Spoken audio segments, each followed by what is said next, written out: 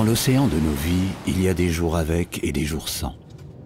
Pour la plupart d'entre nous, l'image même de l'océan nous fait penser aux vacances, au plaisir. Mais quand ce dernier se déchaîne, la traversée peut s'avérer parfois difficile, voire cauchemardesque. Fort heureusement, il y a quelquefois l'espoir et la main tendue qui sont là pour aider les hommes et les femmes d'ici et d'ailleurs à traverser et à atteindre l'autre rive. Depuis plus d'un demi-siècle, l'association strasbourgeoise Horizon Amitié œuvre chaque jour pour aider les naufragés de la vie. Une aventure humaniste qui commence à l'aube et se termine tard dans la nuit.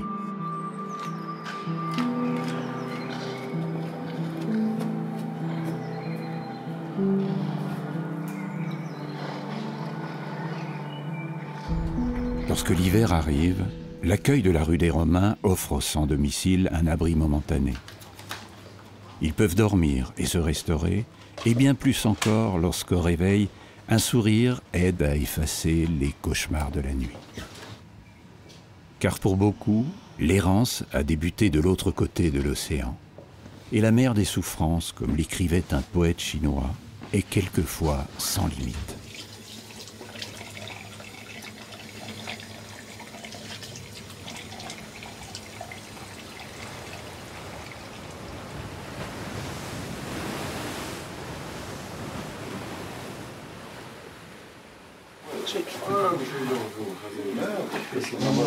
Des Français comme des personnes étrangères, des demandeurs d'asile, des gens qui sortent des hôpitaux, mais ça peut aussi être un jeune en rupture familiale. Mais c'est effectivement ouvert à tous, mais orienté par le 115. Ça va faire maintenant presque 6 mois. On arrête la saison hivernale la fin du mois là. Et honnêtement, moi ça me plaît vraiment bien le social vis-à-vis de ces gens-là qui sont, on va dire, un petit peu perdus au niveau des règles, des choses comme ça. Quand ils arrivent ici, chez nous, dans leur maison, comme ils appellent ça, ils sont contents de nous voir, ils savent que les règles, il faut les respecter et tout se passe super bien. Avant la création de l'association, je pouvais disposer d'un logement 17 route de Borosberg, à Cronenbourg, et j'ai commencé à accueillir une personne, 2 personnes, 3 personnes, enfin en difficulté, et j'y allais régulièrement. Et puis un soir où je suis venu, on m'a interdit, on m'a refusé l'accès à l'une des pièces. Et j'ai dit, ah non, ça va pas, je ne supporte pas ça, c'est pas possible, je veux savoir qui est dans cette pièce. Finalement, j'ai entendu une voix féminine et j'ai cru au pire. Enfin, ce qu'on peut s'imaginer dans ce genre de situation, où plusieurs hommes sont dans un même appartement. Et finalement, ces braves gars avaient simplement accueilli une femme en détresse à la gare de Strasbourg, femme battue par son mari à Metz. Et quand la porte s'est ouverte, cette brave femme n'a même pas caché l'homme qui était dans son lit. En fait, c'était son fils. Et j'ai dit à mes lascars, là, je leur ai dit, écoutez, ça, vous auriez dû me le dire, on aurait pu s'arranger, mais là, il faut que je trouve une autre solution. Et j'ai emmené la mère et son fils à l'hôtel Pax à Strasbourg. C'était en tout cas le début de ma mise en route de mon application. Près d'un demi-siècle d'histoire et d'aventures humaines que partage aujourd'hui le nouveau président Michael Schmitt. Les frontières, c'est les frontières de la vie, les frontières de l'existence. Et je crois qu'aujourd'hui, cette frontière ici, qui n'en est plus une, puisque le Rhin est aujourd'hui vraiment le trait d'union entre 2 pays qui se sont combattus. Et je crois qu'aujourd'hui, Horizon Amitié est un peu cette association qui rassemble des hommes et des femmes de divers horizons, venus d'ailleurs, qui ont un parcours de vie des fois difficile, mais que nous respectons et nous essayons de les amener à avoir une meilleure vie.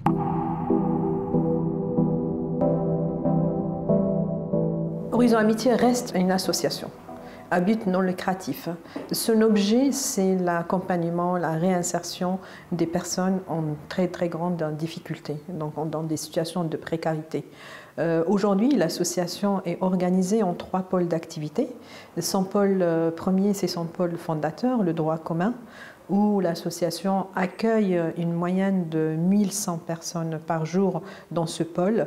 Ce sont donc des familles et des personnes traversées par une problématique de précarité. C'est une absence ou un manque d'éléments essentiels de sécurité. Et quand il manque de ces éléments de sécurité, ils n'arrivent pas à faire valoir leur place de responsable dans leur vie. Et surtout, ils n'arrivent pas à faire valoir leurs droits élémentaires. Et quand cette précarité s'élargit, prend plusieurs visages, elle les met en extrême difficulté. Et de ce fait, ces personnes n'arrivent pas à repartir seules. Elles sont orientées vers notre association et notre rôle va venir de les soutenir, de les accompagner pour retracer avec elles un projet de réinsertion. La maison relais L'Étape porte bien son nom. Cette pension de famille accueille aujourd'hui à Mundelsheim une vingtaine de résidents qualifiés pudiquement d'accidentés de la vie. Ce sont des personnes qui ont eu des parcours de vie très difficiles, qui pour la plupart ont connu la rue. Voilà, pour certains, des dizaines d'années. Nous avons un résident qui a connu 30 ans de rue, voilà, qui est arrivé ici en 2017 et voilà, qui a trouvé la sécurité, parce qu'en fait c'est surtout ça en fait, trouver la sécurité. Pour la plupart, ils souffrent de pathologies psy, ce que nous on appelle dans le travail social les pathologies psy, souvent non diagnostiquées. Et c'est là en fait toute la difficulté de la prise en charge et de l'accompagnement de ces personnes qui sont souvent dans le déni en fait de leur pathologie. Non, tu fais le coq. Il faut bien jouer. Mon mari, il a voulu me faire connaître Strasbourg pour Alsace-Croisière. Moi, qu'est-ce que j'ai fait? J'ai suivi mon mari, quoi, en fait. Mais ce qui s'est passé, c'est que Alsace-Croisière, ça n'existait pas. Il m'a fait connaître la rue, quoi.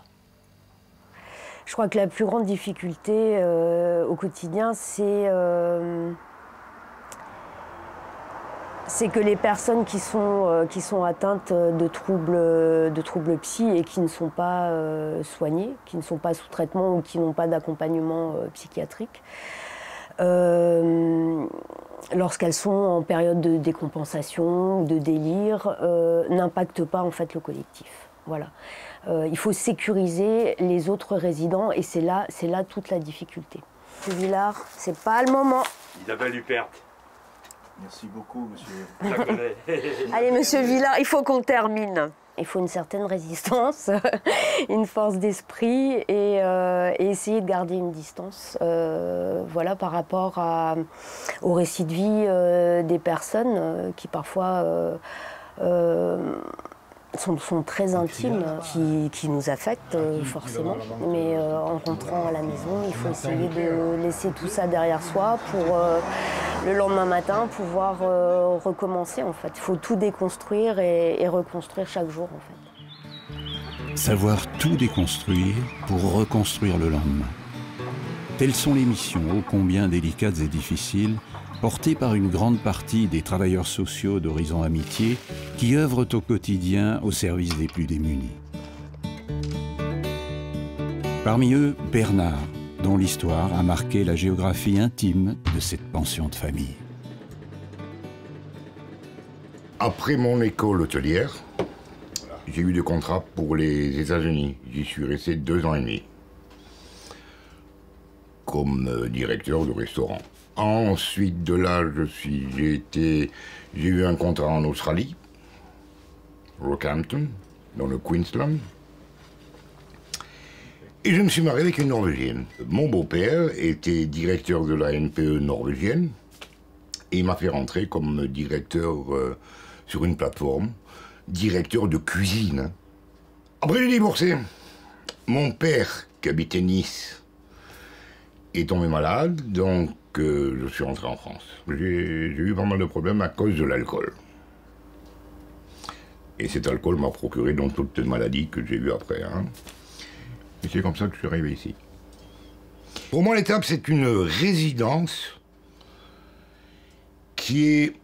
où les gens sont autonomes et une résidence où il y a beaucoup sur le partage. Il n'y a pas d'exclus. Des résidences comme l'étape, il devrait y en avoir beaucoup plus. Quand on connaît un peu les situations de ces personnes qui d'ailleurs ne veulent pas en général en parler, il faut vraiment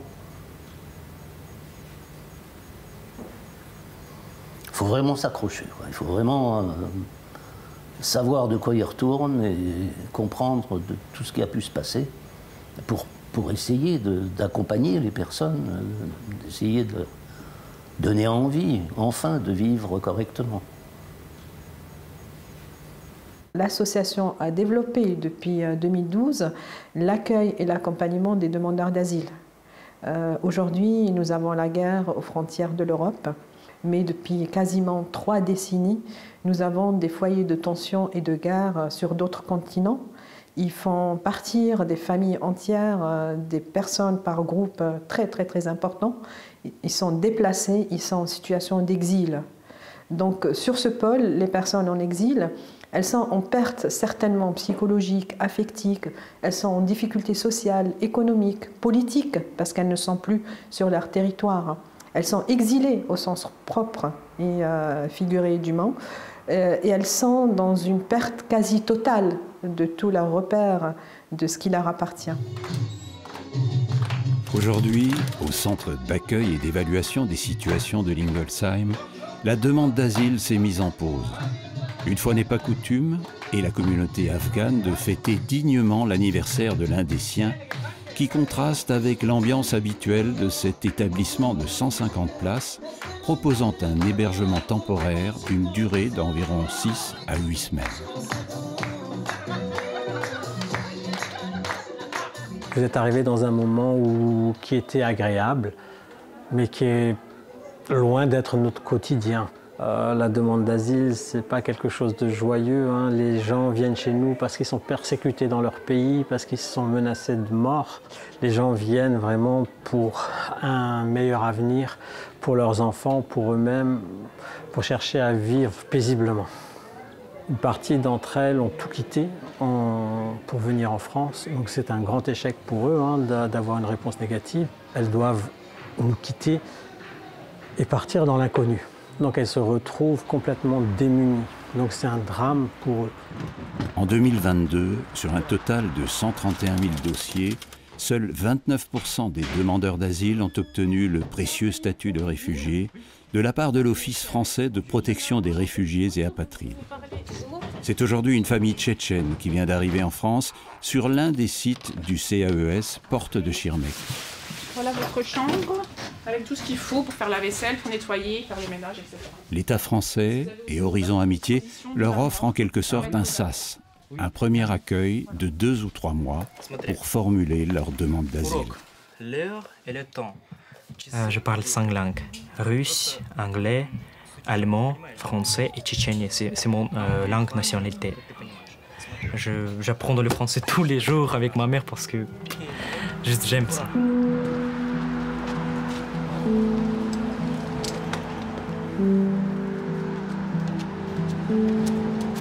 Le troisième pôle, c'est l'IAE, c'est le chantier Solibat, c'est l'insertion par l'activité économique. Dans ce pôle, nous recrutons donc 60 postes en emploi aidé. Ce sont des personnes qui ont expérimenté mais perdu leur emploi et qui n'ont plus jamais travaillé depuis un moment donc plus ou moins long, ou des personnes qui n'ont jamais travaillé. Donc, soit donc, déscolarisées très tôt, sans formation, sans diplôme, elles n'ont pas encore expérimenté l'emploi, ou des personnes venant d'ailleurs, donc des demandeurs d'asile qui ont eu la protection de la France et qui peuvent rentrer dans le monde du travail en France. Voltaire disait que le travail est éloigné de 3 grands mots, l'ennui, le vice et le besoin. Un constat toujours d'actualité qui a amené Horizon Amitié à créer Solibat, avec un seul objectif, permettre aux personnes parties à la dérive de reprendre pied par un travail d'insertion rémunéré. On trouve de tout dans un conteneur. Si tous les gens ils auraient le sens civique de faire les choses correctement, eh ben, on aurait moins de travail. Strasbourg, pour nous, c'est une fois par semaine, et ça fait à peu près entre 20 et 25 conteneurs. Les quartiers les plus généreux, ce sont Méno, Strasbourg et la Robertsau aussi. Ça va, ils sont assez généreux. Et bon, Neudorf. Neudorf, tous les conteneurs sont pleins à craquer. Solibat, c'est quoi? Ça a été créé en 2003 sur Strasbourg, 2005 sur Erstein. Donc on a 2 sites, à peu près un quart des salariés sur Erstein. Il y a 60 personnes qui sont en même temps salariés en insertion. Valérie, hier j'ai signé les contrats pour les salariés en insertion et les fiches de présence. Okay, voilà. Super. Il y a à la fois le travail, donc on a les activités, que ce soit la peinture, BTP secondes œuvres, la partie nettoyage de locaux, la voirie sur l'université, la ville d'Erstein, la partie collecte de on a ces 5 activités. Ça, c'est les activités support avec les encadrants techniques où il y a l'accompagnement. Et à côté, on a les conseillers d'insertion professionnelle qui regardent avec les salariés, qui les accompagnent vraiment sur le côté frein, quels sont les freins que j'ai pour trouver un emploi durable. J'ai fait un CAP peintre en bâtiment et après, j'ai tout arrêté et je suis resté traîner dans les quartiers, quoi. Ils sont tous bien, c'est une bonne société, ils sont là pour apprendre aux gens. Quand on est dans les débutants, que ce soit un débutant ou celui-là qui a déjà fait de la peinture, on est toujours là pour apprendre des choses qu'on n'a jamais appris, quoi. Ils ont su me remettre normal dans mon chemin, sinon je repartais pas dans les bons délires, quoi. Les plus grandes difficultés, c'est d'avoir une cohésion d'équipe, parce qu'on a des personnes de tous horizons. Des gens qui peuvent sortir de prison, qui sont en réinsertion pénitentiaire, des travaux d'intérêt général, des réfugiés politiques, des réfugiés économiques, et puis évidemment des gens qui sont français, mais qui ont des difficultés à trouver du travail, soit parce qu'ils sont trop vieux, soit parce qu'ils n'ont pas eu de chance dans leur enfance ou dans leur adolescence. On a des gens qui ont 20 ans et qui n'ont encore rien fait, donc là c'est un bon départ pour eux.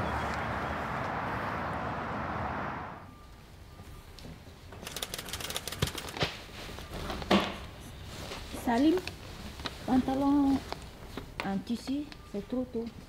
Ouais, plutôt prendre les vestes hiver. Alors on récupère 310 tonnes par an et ça va en évoluant puisque les gens sont intéressés de plus en plus par le côté sensibilisation, qu'est-ce que je fais de mes vêtements usagés. Et justement on récupère ces vêtements usagés. Alors il y a majoritairement dans les bornes textiles, les fameuses bornes qu'on retrouve dans la rue. On est 4 collecteurs sur l'Eurométropole de Strasbourg qui avons été validés. Et on est aussi sur tout le Bas-Rhin. Donc on a 110 bornes en tout. 68 sur l'Eurométropole de Strasbourg. On récupère du matériel par ce biais-là. On récupère au niveau des vestiaires. Et là, il y a 2 canaux. Il y a une partie qui part chez notre partenaire KFB, où il y a toute une séquence de recyclage, de revalorisation aussi avec des magasins seconde main. Et puis, nous, on a notre nouveau petit bébé, notre nouvelle activité avec la boutique voyageuse. On est pleinement dans l'économie sociale et solidaire et l'économie circulaire. C'est notre dernière activité qui est née avec une création de 4 postes de salariés en insertion. Et effectivement, on a récupéré tout ce matériel. Il y a une partie qui part chez KFB. Et puis nous, on avait envie de créer quelque chose pour le territoire, vraiment, quelque chose qui apporte un plus. Donc, on a nos 4 salariés qui sont là sur des activités qu'ils vont pouvoir retrouver dans le milieu classique, par exemple la vente, entreprise classique, c'est une expérience vraiment efficiente. Et puis le côté développement durable, où par exemple ce vêtement, il va avoir une seconde vie, tout en accompagnant le salarié en insertion qui travaille aussi sur sur son parcours de vie. Et puis, toute dernière chose, et qui pour moi est vraiment un dispositif vraiment du coup complet, c'est qu'on va aller notamment vers des publics précaires qui ont du mal à se déplacer, d'où le côté boutique itinérante. L'important à Horizon Amitié, c'est que nous collectons pour un collecteur national, c'est KFB. Notre collecte, elle ne traverse pas les continents. Elle ne va pas faire travailler des enfants en Tunisie ou en Somalie. Tout le textile collecté reste en France. Il va faire de la vente en seconde main, où il va être utilisé pour en faire des chiffons pour l'industrie automobile. J'ai commencé ma carrière professionnelle en faisant un BTS assurance. Quand j'ai eu mon BTS, j'ai fait mes premières expériences. Et quand j'ai traité mes premiers sinistres, je me suis rendu compte que justement, le monde de l'assurance était très sinistre. Et du coup, j'ai décidé de prendre vraiment un virage professionnel et de m'engager sur l'action sociale pour aider justement les sinistrés à remonter la pente, trouver un toit, etc. Ici, on accueille des personnes qui sont vraiment en grande fragilité. Et pour nous, en fait, c'est important le côté humain par rapport à la personne. Ça va? Vous allez bien? Donc avec elle, on va essayer de lui donner les outils pour pouvoir rebondir face à cette situation traumatique. Ensuite, on va travailler sur la gestion de la vie quotidienne. Fayot. Vous avez vu comment le Fayot? Non, on est bien entouré. Mais des fois, elles sont un peu sèches, hein? Surtout Marie-Lise. Hein? Pourquoi? Elles sont un peu sèches? Non, elles sont adorables. Non, non. Il faut fermer le bureau quand elles travaillent, c'est normal. Mais autrement, on discute, de tout et de rien, quoi. Hein, Joanne? C'est vrai. La précarité aujourd'hui, c'est la personne qui n'arrive pas à se nourrir correctement. C'est la personne qui n'arrive pas à se vêtir, qui n'arrive pas à se soigner, qui n'arrive pas à se loger, mais aussi qui n'arrive plus à retrouver des opportunités pour travailler ou pour retrouver une activité professionnelle. Bonjour Madame Selanik, ça va? Vous allez bien? Ça a été la journée? La précarité ne touche pas que les autres. Ainsi, les Deux Rives ont accueilli un ancien cadre d'Orange, un chef d'entreprise ou un professeur d'université dont les vies ont soudain basculé. Et ils se sont retrouvés seuls à la rue. Ok, allez, on y va maintenant? Attention, attention, doucement. Pardon, je suis un peu calée. Il n'y a pas de souci. Allez-y doucement. Oh là là, une île flottante. Purée. Vous mangez toujours debout comme ça? Bon. C'est votre habitude? Oui. Parce que moi, je mange par toute petite quantité. Parce que comme avant, j'étais dans la rue et pendant des jours, je ne mangeais pas, l'estomac s'est rétréci. Donc je suis obligée de manger par petite quantité. Je ne peux pas faire un repas comme vous faites, avec des entrées, des volailles. Je suis obligée de manger par toute petite quantité et en plusieurs fois. Ça peut être 10 fois dans la journée, quoi. Je vais me lever et je vais manger un peu. Mais le principal, c'est que je mange. Madame Selanik, comment est-ce qu'on arrive dans une résidence comme ça? Comment est-ce que vous êtes arrivé aux Deux Rives? Vous nous avez dit que vous avez séjourné dans la rue. Est-ce que vous pouvez, en peu de mots, nous raconter votre histoire? Bon, je veux bien vous raconter mon histoire, mais chaque histoire est différente pour les pensionnaires qui sont ici. Bon, la mienne, c'est que j'ai connu quelqu'un, j'avais un compagnon, et qui s'est révélé schizophrène. Ce que je ne savais pas, parce que la schizophrénie, c'est pas marqué sur le front. Et il faisait des crises et J'ai vécu beaucoup de violence, comme beaucoup de résidents ici, et qui ont tous, on le sent, que ce sont des gens qui sont dans la peine psychologique, etc. C'est pour ça que des structures comme ça, moi franchement, j'apprécie énormément. Elles sont nécessaires? Ah oui. C'est la survie là qu'on fait. Hein. Ils sont... Je veux dire, c'est un tremplin pour reprendre une vie, pour reprendre sa vie en main, pour se reposer. Ce qui est peut-être difficile, c'est de faire la manche, d'être dehors assise et d'attendre, sans rien demander. Les gens, de toute façon, on n'a pas besoin de leur demander. Les gens ne sont pas idiots. Ils voient si vous êtes dans une situation précaire, ils vont s'arrêter. Même une petite conversation, s'ils n'ont pas de pieds, ils sont pas tous riches, hein, il ne faut pas croire, hein, ils ont tous aussi leurs difficultés, et je ne demande rien, et mais je suis là.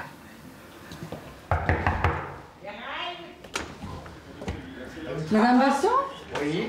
Vous allez bien? Oui, merci vous-même. Ça va, je vous dérange pas? Je regarde le foot. Ok, je vous dérange pas alors? Non, non. À tout à l'heure. Oui, oui.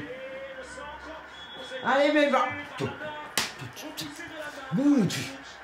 J'ai la crise, la défaite de Marseille à Bordeaux 2-0. Non, mais rendez-vous compte, qu'est-ce qui m'arrive? Mon Dieu. Ça vous émeut à ce point-là? C'est pas que ça m'émeut, c'est que ça me met en colère, mais je vous assure du tonnerre de Brest. On me prend la transmettre, le transmettre, il explose, il explose. Ferme, t'en en rajoute pas, c'est sifflé, mais je suis de siffler, entre je reçois, tu vas voir. Alors je suis parti dans ce foyer à 2 mois, à la Capitino. Après ça, je suis passé à la maison relais, à Thomas Mann à Haute-Pierre. Et dès que je suis retourné au fauteuil roulant, eh ben, ils m'ont mis au de rivac. Non, non. On va vérifier ça. Le rêve de Madame Bastian, c'est incontestablement de voir un jour, en chair et en os, les héros de son équipe fétiche. Ce jour-là, un ange l'entendit, lui délivrant pour ses 60 ans un précieux sésame.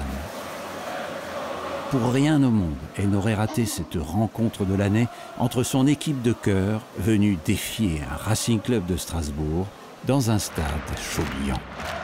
Madame Bastian est aux anges. Même si la partie se termine sur un match nul, à l'image du combat peu ordinaire que mène au quotidien Horizon Amitié, face à une errance qui ne cesse de changer de visage. J'ai rencontré un SDF que je voyais tout le temps au même endroit. Et je n'étais pas encore dans le travail social et je ne connaissais pas tout ça. Et je me suis approchée de ce monsieur pour savoir s'il allait bien, s'il avait besoin d'aide. Il m'a dit non et je lui ai dit « Est-ce que vous êtes bien là où vous êtes, dans une place très intéressante de Strasbourg? Vous voyez beaucoup de monde. » Et là, il m'a dit « Non, madame, je ne vois que des pieds. À longueur de journée, je vois que des pieds. D'une ou l'autre fois, je vois une main. » Qui se tend. Qui se tend. Prendre conscience que moi, comme d'autres, on prête jamais attention à ces hommes, à ces femmes assis, et qui font partie d'un décor presque urbain. Les 265 salariés d'Horizon Amitié ont fort à faire, à l'heure où l'Europe affiche un conflit majeur à ses frontières. Je voudrais surtout rendre hommage à l'ensemble de nos salariés que nous avons à Horizon Amitié, qui sont des salariés issus de toutes les couches sociales, salariés qui ont un engagement dans leur travail. Ce sont des professionnels. En matière d'accompagnement et d'insertion sociale, pas question de se reposer sur ses lauriers. Horizon Amitié a récemment entrepris de désosser intégralement et de réhabiliter cet immeuble dédié initialement à la communication. Elle y a créé, avec plusieurs partenaires, une nouvelle entité d'accueil, riche de l'expérience de ces différents établissements.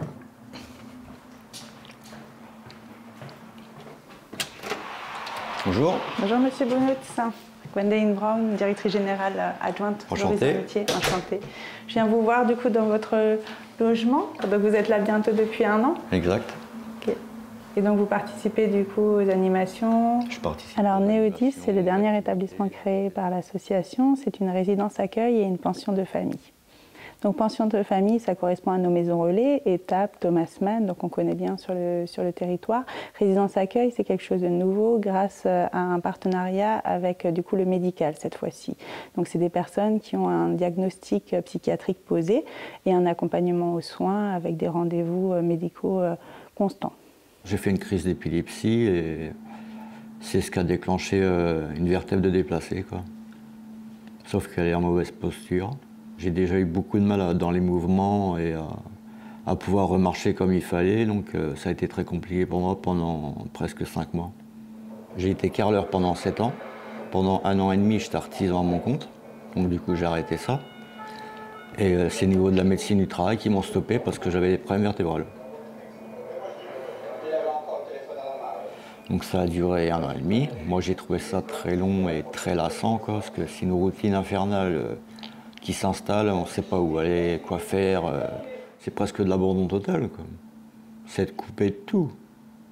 On a fait le constat effectivement d'un besoin par rapport à un accompagnement de personnes avec un diagnostic psychiatrique posé. D'où les 30 places en résidence accueil, mais des personnes en pension de famille peuvent aussi avoir un diagnostic psychiatrique posé. Ce ne sera pas un préalable à leur admission sur la pension de famille. Donc 54 résidents, aujourd'hui 5 travailleurs sociaux, 2 agents d'accueil et d'accompagnement de nuit. Donc c'est la spécificité aussi de la résidence accueil que d'avoir un accompagnement la nuit qui est possible et une chef de service. Ici, tout le monde est tranquille, donc il n'y a pas de problème, quoi. On est à peu près tous issus de certaines galères qu'on a connues par le passé. Et du coup, ça nous permet de rebondir pour le futur.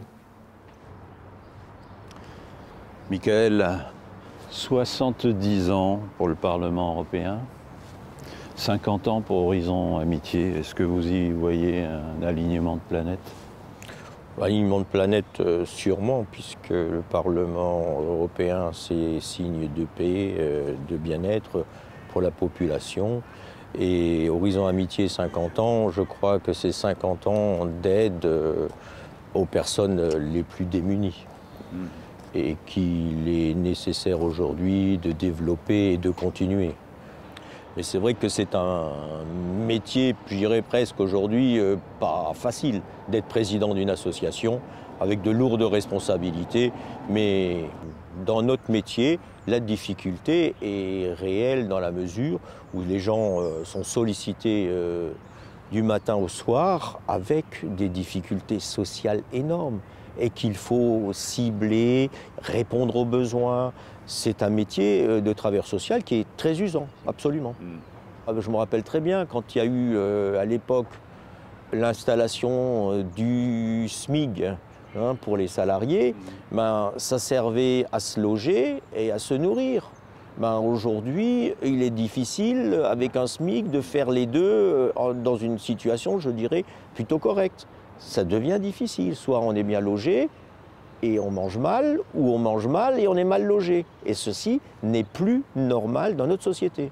Ça devrait changer.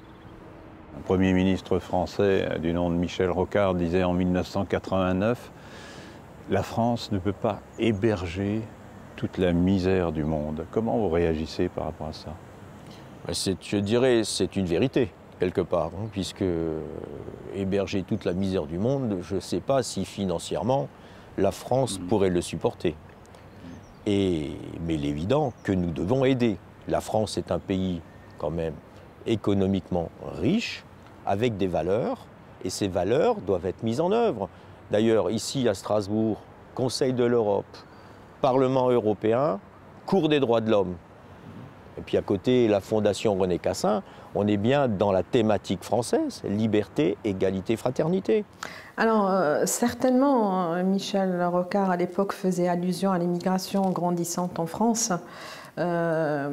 Aujourd'hui, on n'est pas du tout dans ce cas de figure. Aujourd'hui, et si on tient compte juste du rapport qui vient de sortir sur la pauvreté en France, le rapport 2022, ce rapport vient nous rappeler qu'on a quand même 11 millions de pauvres en France.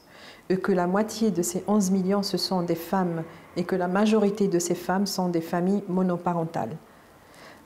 Donc on est sur une population locale, on est sur une population du droit commun qui se retrouve en extrême difficulté. Donc ce n'est pas la misère du monde, c'est notre misère à nous. Et cette misère, on a à prendre conscience chacun de sa place pour essayer de la contenir. Nous sommes tous des migrants quelque part, il ne faut pas l'oublier. Il y a une époque, on a migré et ça posait moins de difficultés qu'aujourd'hui. Et je crois que la migration aujourd'hui, elle est différente que ce qu'on a connu à une époque. Elle peut être économique, elle peut être climatique, elle peut être aussi conflictuelle, parce que dans certains pays, il y a des conflits, il y a des problèmes politiques dans certains pays, quand même des gens encore qui demandent l'asile politique parce qu'ils sont persécutés dans leur pays, ce qui n'est pas normal de nos jours. Hein. Bah. Bonjour, ça va? Oups, vous avez enlevé votre plâtre? Tenez. Ça va. Encore. Deux fois. Je suis une chef de service, c'est vrai, mais je me sens plus comme un chef d'orchestre. Dans la mesure où j'ai déjà été travailleuse sociale en EOF pendant une petite année. J'ai été animatrice pendant pas mal de temps lorsque je faisais mes études. Donc du coup, je connais un petit peu ces différents terrains, mais je me sens plutôt comme une chef d'orchestre. Ça va? C'est la première fois que vous venez? J'ai tendance à être un petit peu cataloguée comme une tornade, mais c'est parce que je dors beaucoup aussi. Du coup, j'ai beaucoup de pêche quand je me réveille. Il faut rappeler.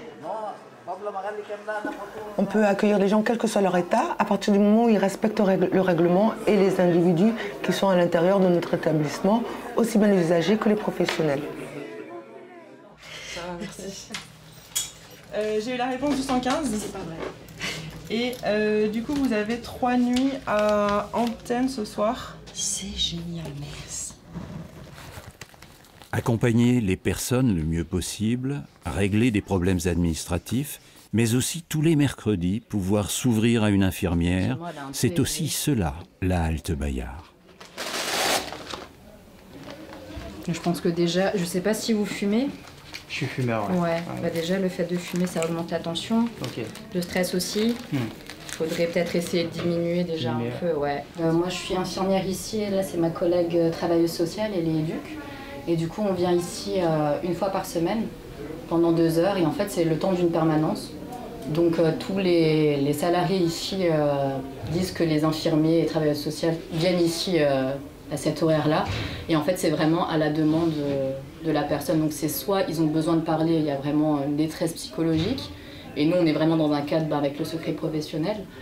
Et sinon après ça peut être des maux de ventre, des soins ponctuels. Donc on a un monsieur qui est venu pour des soins de plaies. Et ensuite nous on essaye d'aiguiller la personne un maximum, et s'il y a besoin, on coordonne aussi. Voilà. C'est pour ça que justement on a proposé cette permanence-là, c'est qu'il y a... Nous on sait qu'il y a un besoin ici au niveau médical, vu qu'il y a la précarité, il y en a de plus en plus, et il y a de plus en plus de personnes accueillies aussi. Donc pour nous ça a été évident de venir ici, clairement. Bonjour. Ça va? Vous prenez quoi? 3 dehors, mais on est échauffé. Ouais. On a un café, non? Un petit café noir. Combien de sucre? 2 sucres, je sais 2 sucres pour Monsieur Bois. Vous venez souvent ici, à la halte Bayard? Oui, c'est pour boire le café et tout. D'accord, racontez-nous un peu votre histoire. Ben, mon histoire, c'est 20 ans de mariage. Et le jour de l'autre, les gens sont rentrés dans ma vie. Je me suis retrouvé dans la rue. Depuis le mois de décembre, je suis dans une tente. Dans une tente? Oui. je fais partir des gens qui étaient à Place d'Étoile. Et on ne peut pas travailler dehors, c'est impossible. C'est trop difficile, monsieur.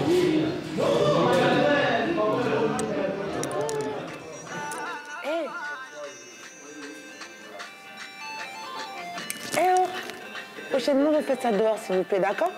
Sinon, je suis obligée de vous exclure. Vous entendez? Merci. Allez. Bon. Bonjour Abdel, ça va? Moi, je pars du principe que ce sont nos invités. On est un lieu d'accueil ouvert, donc quand on invite des gens, c'est pour passer un bon moment. C'est pas pour s'engueuler, c'est pas pour avoir des conflits, c'est pas pour les traiter mal. Voilà, donc je pars de ce principe-là. Ce sont nos invités, donc eux aussi se comportent comme des invités. Quand on va chez quelqu'un, on fait pas n'importe quoi. Stop! Vous arrêtez de crier, on sort maintenant. On sort.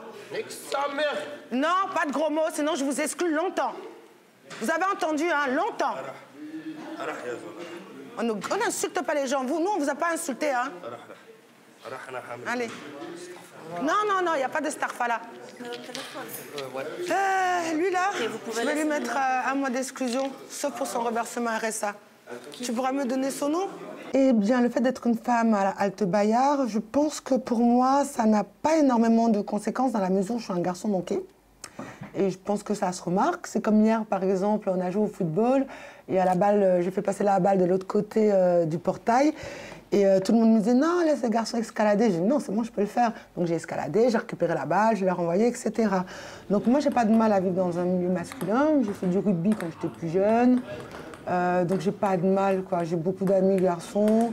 Et je pense que ça se ressent parce que du coup, j'ai pas d'appréhension. Je travaillais, je remboursais mes dettes, je mangeais dans des associations pour économiser. Il arrive un moment où je ne pouvais plus payer mon loyer, mon électricité, mon eau, je me suis retrouvée sans appartement.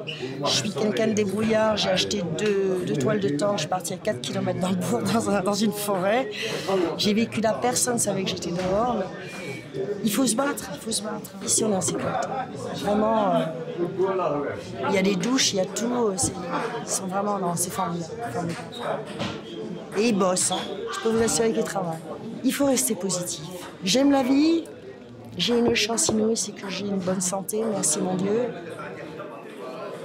C'est une organisation qui est solide, des gens qui sont vraiment efficaces, gentils, travaillent avec leur cœur.